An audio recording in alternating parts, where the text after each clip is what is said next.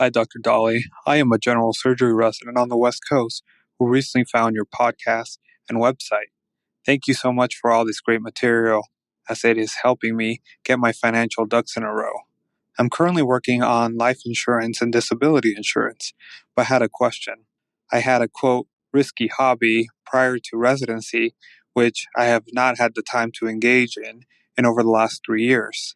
But I am wondering if I get insurance now and re-engage in those, say after residency in a couple of years, does this mean that my premiums will go up then, or will they not be covered? Any advice that you can give me on this subject would be really helpful. Good question, Daniel. One I've dealt with myself, and definitely something to discuss with the independent agent from whom you are buying disability and term life insurance.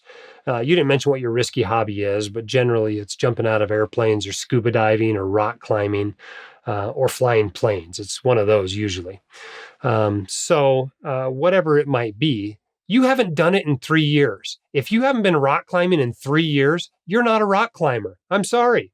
So put that on your application that you don't climb rocks. It's okay. It's been 3 years. I was a resident and I climbed even during residency. It wasn't until the military moved me to the East Coast, where I basically had no ready access to rock climbing, that I wasn't rock climbing. And after I hadn't done it for a while, well, then I could honestly answer that question that I haven't been climbing rocks. The way this typically works is they have a look back period, right? If you haven't done it in 6 months or 12 months and you don't have any plans to do it in the next 3 months or 6 months or something like that, then you can honestly answer that question no.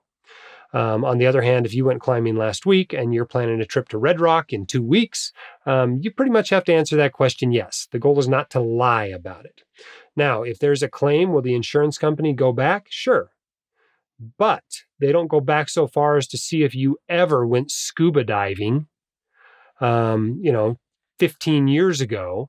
If you go in another 15 years, they're not going to nail for you for dying scuba diving because you didn't say you'd been scuba diving, right? That's not what they're asking. They're not asking whether you ever did something. They're asking whether this is something you do frequently. And objectively, what that comes down to is, have you done it in the last few months? Do you have plans to do it in the next few months? So that's the way I would address that question. But don't hide this from your agent. Talk to your agent about it. Ask them what the guidelines are and report it accurately. But I can tell you this. If you tell them you rock climb or you scuba dive and you're doing it regularly, you're either not going to get insurance, it's going to be excluded, which is what usually happens on disability insurance, or you're going to pay dramatically more for your policy, which is what usually happens with life insurance. So be aware of that. If you want your questions answered by the White Coat Investor, record your question at whitecoatinvestor.com/YQA or click the link in the description. My dad, your host, Dr. Dolly, is a practicing emergency physician, blogger, author, and podcaster. He is not a licensed accountant, attorney, or financial advisor, so this podcast is for your entertainment and information only and should not be considered official, personalized financial advice.